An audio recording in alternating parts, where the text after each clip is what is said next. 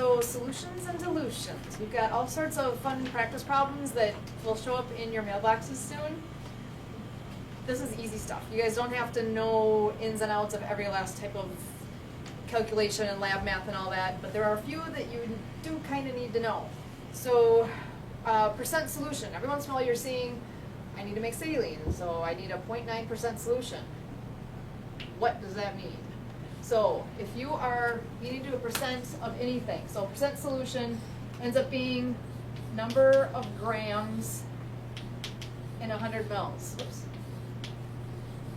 So if you're doing saline at 0.9%, you need 0.9 grams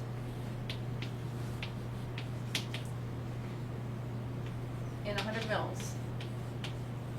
If you're doing a 20% solution, if you want a 20%, it's super simple. It's 20 grams in 100 mils. It's always in 100 mils. And it's as simple as taking your percentage, changing it to grams, and knowing that it goes in 100 mils. That one is gold right here. Know this one. That one, once you get it, you've got it, and that will help you a lot. How about a molar solution? Those are the fun ones.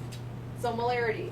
For example, we'll have 1 molar NaCl. So if you want 1 molar NaCl, the molecular weight of this is 58.44, which you'll find that on the bottles. You're not going to know what these, it's actually on the bottle. Just look and you'll be able to find it on there.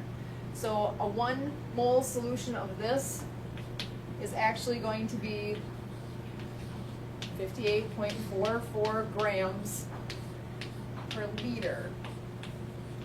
That's where people tend to get a little bit confused, because for molarity, you're doing the formula weight, you turn that to grams, and that's per liter. Whereas when you're doing percent solutions, you're doing whatever that percent was, you're doing the grams of that in 100 mils. So those two, people tend to get a little bit confused. It's as simple as this. Formula weight for molarity, take the formula weight, and that's grams per liter. Okay? Good one to know. Conversions. You guys all have seen our little handy pipetters, right? The biggest one that we normally would work with goes up to 1,000 microliters. Which is the equivalent of 1 mil. You got it. So this is another one. Conversions are important to know. 1,000 microliters is the same as a mil. So if somebody wants you to make half a mil of in a bunch of different tubes, it's the same thing as 500 microliters. So 20 microliters, 0.02 mil.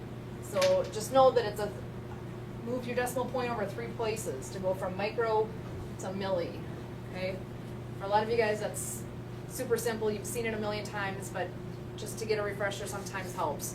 I will be giving you guys some worksheets to work on, just so you have a chance to practice this a little bit, because until you get to do this a bunch, it is a little bit fuzzy when you're doing it. So I want you guys to be comfortable with it. These are actually pretty easy and straightforward. Also things like, I've got a 95% ethanol solution, and I was told I need to make 100 mils of 70%. How do I do that? It's actually pretty easy. I'll have that all on here, and you can work on that over the next week. So that's it on solutions and dilutions.